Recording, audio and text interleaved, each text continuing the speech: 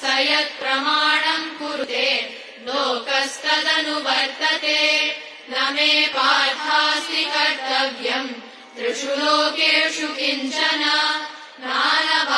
नानवाप्तमवाप्तव्यम् वर्त एव च कर्मणि यदि ह्यहम् न वर्तेय जातु कर्मण्यतन्द्रितः मम वर्त्मानुवर्तन्ते मनुष्याः पार्थ सर्वशः उत्सीदेयुरिमे लोकाः न कुर्याम् कर्म चेदहम् संकरस्य च कर्ता स्याम् उपहन्यामि माः प्रजाः सक्ताः कर्मण्य विद्वांसः यथा कुर्वन्ति भारत कुर्याद्विद्वांस्तथा सक्तः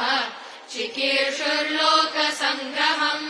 न बुद्धिभेदम् जनयेत् अज्ञानाम् कर्मसङ्गिनाम् जोषयेत् सर्वकर्माणि